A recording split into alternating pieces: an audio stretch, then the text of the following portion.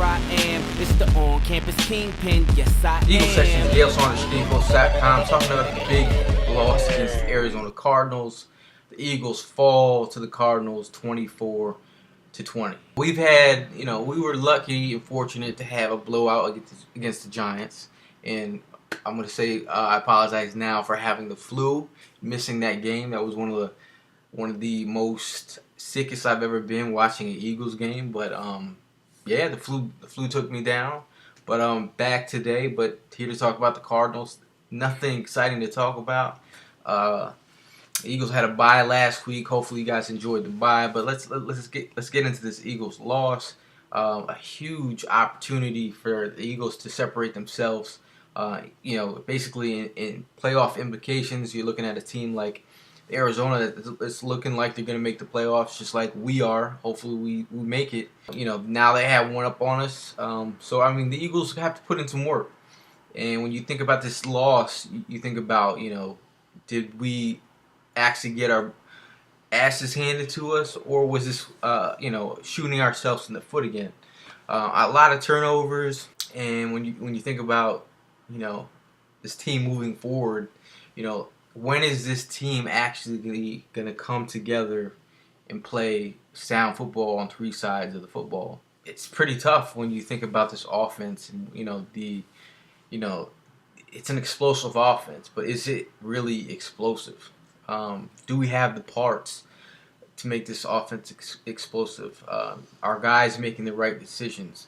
And that starts with Nick Foles, a guy that we all love. He's a sound dude, says the right things, but I think that's troublesome for some folks. To get past that, you have to look.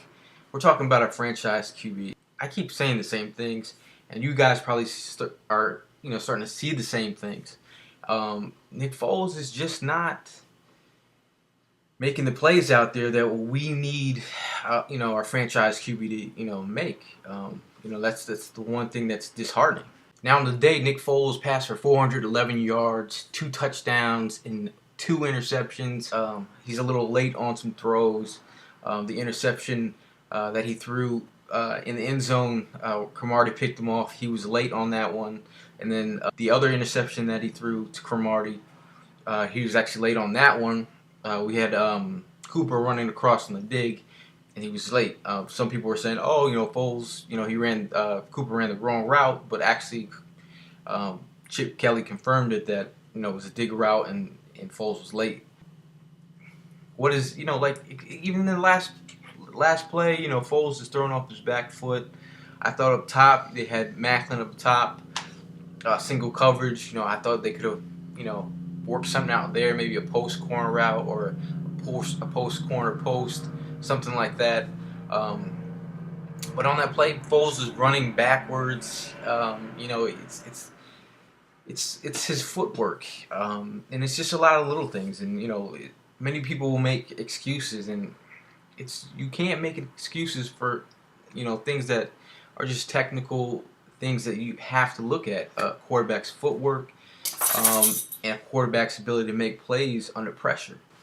LeSean McCoy on the day, 21 attempts, 83 yards. Longest run of the day was 13 yards.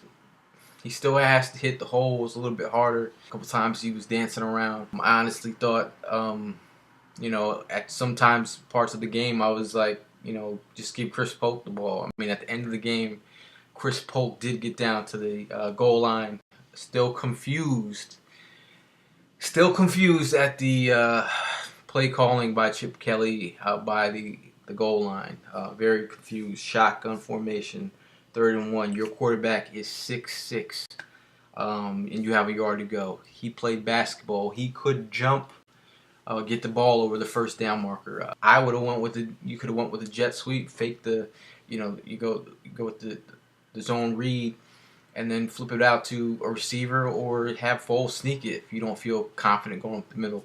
But just offensively, the biggest bright star of the offense was Jeremy Macklin. 12 catches, 187 yards, 2 touchdowns. That 54-yard touchdown was super nice. That was one of the nicest throws that Foles had on the day, right where it needed to be. That was a money throw. Macklin, he's returning punts. He's making some key catches. He scored earlier on a screen, which was nice. We got some good blocking downfield by Lane Johnson, so that was nice when they were bringing the blitz. But I thought we should have showed more of that. Like when you thought the Eagles were going to start breaking away. The Josh Huff, he catches the pass. The rookies going in by the end zone, gets stripped right there. You have to know that guys are coming to tomahawk the ball away, so you have to tuck those balls in. But during the week there's talks about Vincent Jackson. The Eagles have potential interest. When you think about Riley Cooper's play, has it been superb? Has it been something that you're excited about? Probably not. You look at Vincent Jackson, a little bit banged up, but he's a big-time playmaker, and he's a big-bodied receiver. When you think about our current situation at wide receiver, we have Riley Cooper, and then we have Jeremy Macklin on one-year deal. So if you're thinking about future-wise, bringing in Vincent Jackson, you could solidify yourself with a pretty top-notch receiver moving into next season. And then having Jeremy Macklin, on the bubble if he wants to come back or move forward. But that's just something interesting to talk about amongst ourselves. But moving forward, I thought the defense played well. Minus a couple bonehead plays, but the defense was out there a long time, and you expect them to. They were getting pressure on Carson Palmer, a lot of hands in the face. Trent Cole, Brandon Graham, guys were getting in his face. It was not like he was comfortable. Cox was in Palmer's face. Yeah, so from a defensive standpoint, the defensive front did their job, got some pressure. But everybody's favorite whipping post, Nate Allen, high school football 101 there. You are the deepest man on the field. Let's repeat that. At safety, you are the deepest man on the field. You get beat by John Brown. It's a 3rd and 5.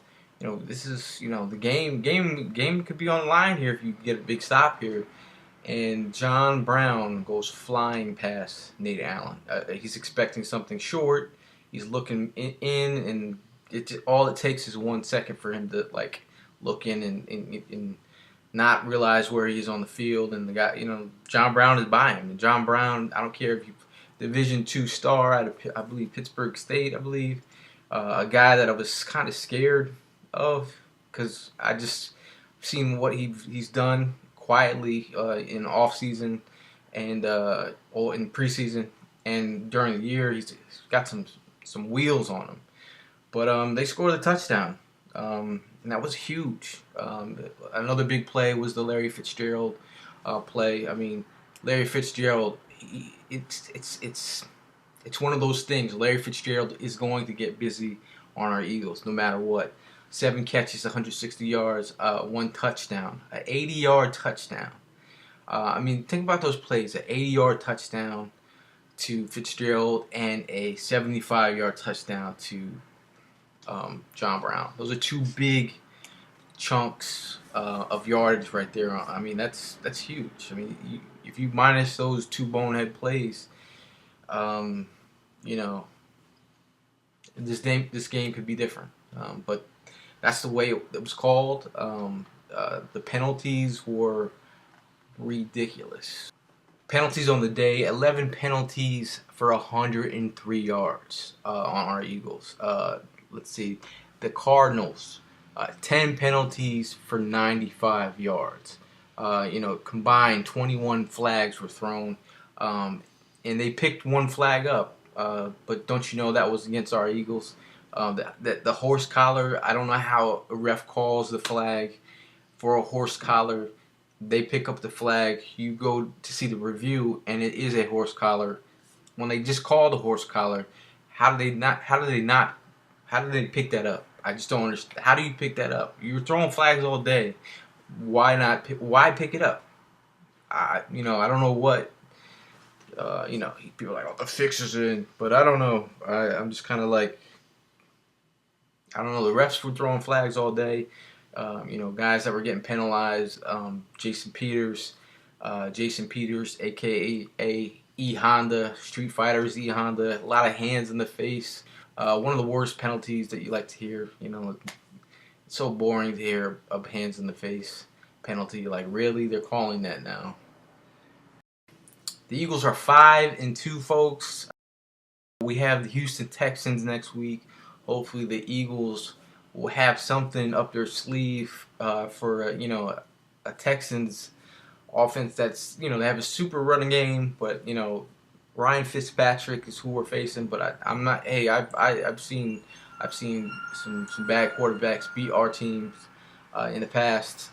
So I'm not downplaying anybody. Eagles fans out there, what got you mad? What are you upset the most? Are you still concerned about Nick Foles?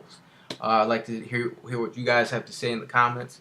Glad to be back and off the deathbed. But Gayle Saunders, Eagle Sessions, skinnypokes.com. Living the dream, not as in dream team, but living the dream.